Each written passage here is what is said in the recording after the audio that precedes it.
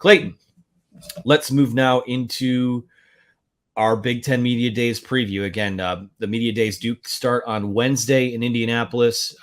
Michigan will have their contingent on hand Thursday, so we'll make the trek Wednesday and then get out there for Thursday and head home later Thursday night with a bevy of material to sift through, and a lot of guys. We'll get Jim Harbaugh twice.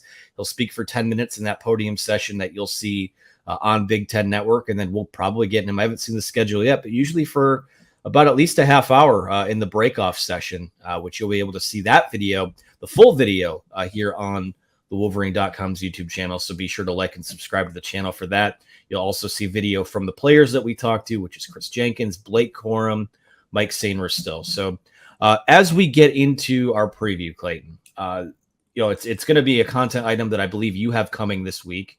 We'll start with what we expect to learn, or things maybe we have questions about that we know these guys might actually give us a little insight on. So starting off with you, Clay, I mean, heading into this event, what do you think is item number one on the list that we will learn when we make our way down there in a couple of days?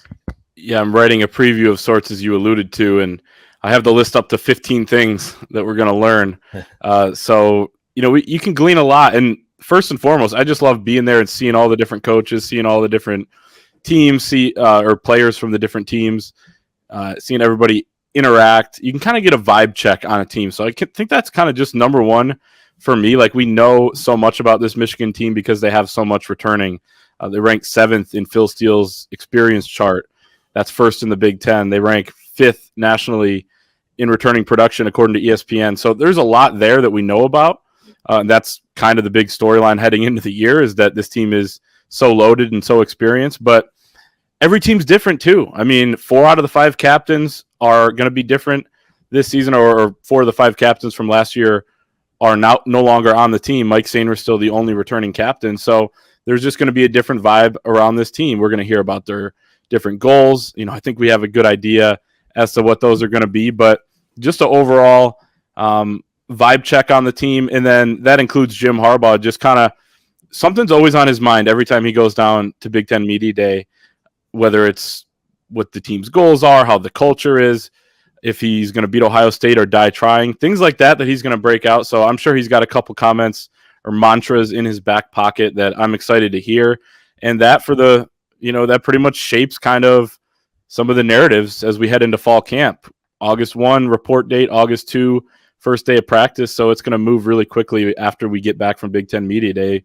They'll get back on the field for practice, and this team will be rolling into the season. Yeah, really quick detour, because I don't know why I didn't even put 2 and 2 together in my head. We'll talk to Blake Corum on Thursday, but you also Blake Corum was out in your neck of the woods this past weekend. So I guess real quick, what did we learn from him there, and does it shape anything you might want to know from him when we speak to him next in a few days? Yeah, he was out near my hometown of Grand Rapids, Michigan, at East Kentwood High School, hosting a youth camp there with Next Gen Camps, and it was packed. Over 400 kids, a lot of them wearing Corum jersey T-shirts, jerseys, as we call them. A lot of them wearing Michigan gear. The stands were packed with parents and probably just some people who wanted to just come see Blake Corum run a camp. But it was awesome. I mean, he didn't do a ton with the drills, but he did a Q&A with different, all these kids. You can kind of see in that photo there for folks watching on YouTube. Kids had their hands up. He was answering questions about his faith, about how he's motivated, his background, getting up at 4:30 in the morning every single day, working out, and then his parents driving him 2 hours to high school in Maryland just so he could be seen a little bit more by college coaches. Obviously, that worked. He ends up a top 100 recruit and at Michigan. But it was cool. In terms of football stuff, he kind of reiterated what he talked about earlier in the week on a podcast. He's at 98%. He said he is down to about 212, 213 pounds. He was at 225 earlier in the offseason and has kind of shedded some of that as he's been able to run a little bit more. But he said his cutting is ridiculous, and he feels like he's back to the old Blake plus some.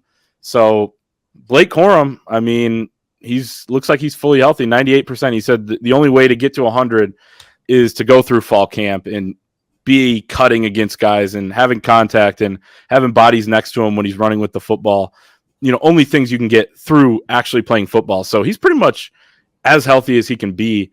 And this Michigan team feels like it's pretty healthy going into fall camp too, which is huge. But if Blake can be the Blake he was last year, this Michigan offense is going to be dangerous no matter what else is around him. And we know that there's a lot of good stuff around him anyway. Yeah, honing in on Blake Corum for a second. I mean, I don't know if maybe I think 2% left when you still have to take hits and make that contact. I would probably extend that percentage out a little bit because that really is the final test, is how you hold up when you take those repeated hits, because he hasn't taken a hit since he tried running the ball in that Ohio State game. So for him, yeah, that's huge. I mean, being able to, I don't know, I assume at least this is how NFL teams do it. Those first few days in camp are usually shorts, t-shirts, and helmets. I assume it'll be at least a couple days before they get out there in pads. And unfortunately, we're not given the access to watch those guys in practice. But I would love to be a fly on the wall just to see, and I assume he'll be fine. I mean, he's built for it. Obviously, he's had a huge workload over the last 2 years. I don't have a whole lot of concerns about it. If he was coming off a torn ACL or a major reconstructive surgery, then all of a sudden I think maybe you wince a little harder anytime he takes a hit. But and I'm not downplaying the significance of the injury he had, but torn meniscus, I mean, he's pretty much been on track and ahead of schedule in a lot of ways. So definitely looking forward to discussing that with him Thursday. For me personally, would love to hear more about his relationship with Donovan Edwards. And a lot of what we've talked about lately is how their workloads will be affected while both being healthy, but trying to keep each other healthy as well. How the coaching staff will do that. So fascinating to kind of think about what we might hear from him. Because honestly, I mean, for as good as this Michigan team is, and I mean, it's full of guys that are good in front of the microphone, but every team has maybe 3 or 4 guys that are kind of must-see interviews. And I'm glad Michigan's sending 2 of those guys to this media day event. Corum is one. Chris Jenkins is one as well. Mike Sainris's still a little more soft-spoken, a little more sage-like, I would say, heading into his 5th season with the program. But I think a lot to glean from him, too, in terms of a guy who's been there a while, a guy who has had his ups and downs, but looked like a natural at the nickel last year, and excited to see maybe even a little bit more on his plate this upcoming season with him playing on the boundary. All of this is a long-winded way of me saying, spinning into something I hope to learn is I want to hear from all these guys about what they've done this offseason to stay hungry and kind of reignite that fire. Because I think when you look at what Michigan's done over these last 2 years, a lot of it is, there's a lot of things on their resume that could make you fat and happy. The 2 wins over Ohio State, the 2 Big Ten championships, to go back and try to do that a third time. I think that might be the biggest challenge that this team has faced over the last 3 years. Oh, maybe just because it's the unknown. We have the 2 years of data leading up to it, but I really am interested in talking to all 3 of those, the players that will be there, and also what Jim Harbaugh sees in terms of how his team is, because you rest on your culture, you rest on the process that got you there. But when you're trying to continue to climb the ladder as a team that can compete for a national title, how do you put what do you add or what do you switch up to put yourself over the hump? I'm really interested in hearing from those 3 guys. And again, maybe what Jim Harbaugh and the coaching staff have done to change things up a little bit and add that next level to the climb, so to speak. That's something I had in this column that I've already written down too, is what's different. I mean, we know about the beat Georgia period in practice. First of all, I want to know what that entails. I'm sure they'll get quite a few questions about that. And it's always funny too, AB, when we park ourselves next to a Michigan player for 30 minutes or something like that. And then these national people who are bouncing around between players and coaches across the conference, you get the same question over and over. The beat Georgia period of practice, that question is going to get asked over and over. The NIL question will get asked, probably something about Northwestern. So we'll get those. I like kind of predicting what some of those are. I think I might be spot on with those. But yeah, what's different about this team? what the culture is kind of shaping into, because as Jim Harbaugh said when we talked to him at Wayne State earlier in June at that satellite camp, he said a lot can happen over the summer. And that's true in that a lot of guys will emerge, different guys will position themselves well coming into fall camp, or maybe a guy makes a move on the depth chart, maybe somebody else falls behind. That can probably be pretty apparent in those first few days of fall camp. But it's also true in that these are player-led workouts. These are player-led practices. They get to see Ben Herbert a lot, but beyond that, it's the players taking the lead. I was at in East Grand Rapids last year for one of those player-led practices. We just got word that they were out there, and I was in town, and it was on their team trip, and you could tell who the leaders were, who the most vocal guys were on that team. So it's the same things happening right now, just inside Schembechler Hall and at Glick Fieldhouse and everything like that. So we will be able to kind of tell what the identity of this team is, I think, from talking to some of these guys. And Chris Jenkins, I think, is going to be the best quote down there. The other guys are a little more calculated, and Chris is a super smart guy, obviously, but he likes to have a little bit more fun. He's a little more loose. He'll sling it a little bit. So I'm excited to hear from Chris Jenkins, because you feel like you're always getting the truth when you're talking to Chris Jenkins and all these guys, but he's a lot of fun to be around. I'll take your pulse on this really quick. Those three guys that they're sending, Chris Jenkins, Blake Corum, Mike Sainristil. I don't know how many captains they're going to have. I could see it being 4 or 5, but those three feel like locks to me, right?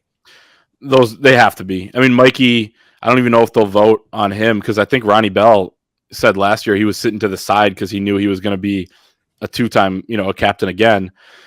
But I mean, Chris Jenkins, I'd be shocked if he weren't a captain, and I would be absolutely shocked if Blake wasn't a captain. And then there are a number of guys, as we've talked about this offseason, that could join them. I mean, a few guys on the offensive line.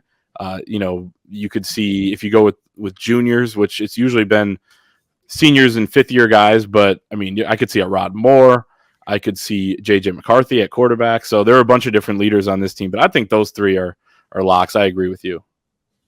Something that's interesting to me is, the reason, one of my bigger questions about this team is that special teams unit, just because you lose guys like Jake Moody and Brad Robbins. And, those guys had played so much football at Michigan and seen so much that, basically when it comes to the later stages of their careers, they're basically kind of running their own practices. And something I thought about when you brought up the player-led practice that you saw last year is that I think you have that experience at almost every position group now, to where, we talk, the elephant in the room, obviously, is that a lot of these guys probably won't be around for next year. But, in the here and now, when you ask what's different, I feel like, these assistant coaches, Jim Harbaugh, they're going to give these guys all the resources they need to keep doing what they have done. But I almost feel like the biggest difference this year might be that, it is coming more from a player-led perspective, because the improvements that they're going to make this year are on the margins. And the only way to do that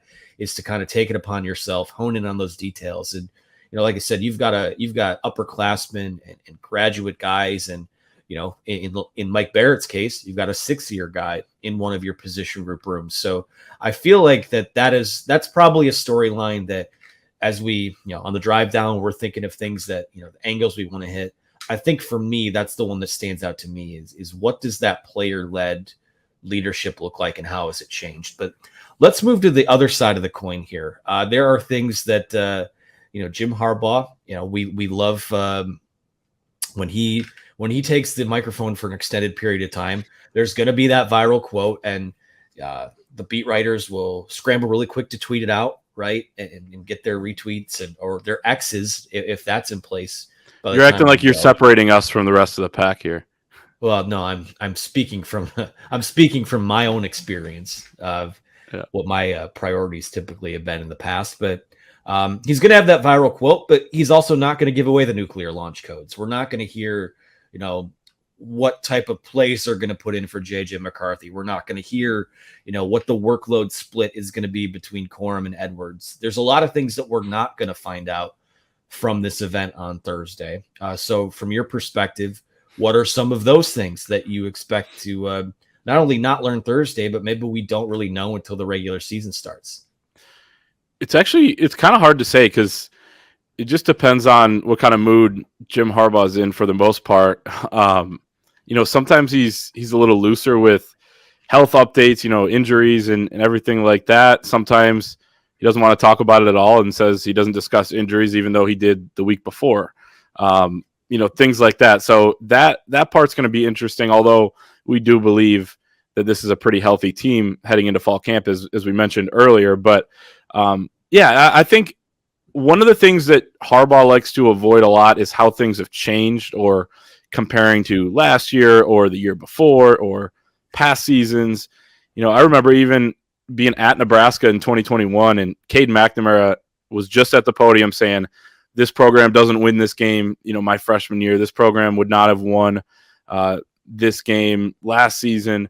And then Harbaugh's asked about the same thing, and he's like, I think we might have, won this a few years ago. He doesn't like to put down the past teams, that sort of thing. So, long-winded way of saying, I think comparisons are out of the question. I don't think we're going to get any comparisons. And with that, I don't think we're going to get much on Sharon Moore, the offense, maybe what's going to change there with him as the sole offensive coordinator.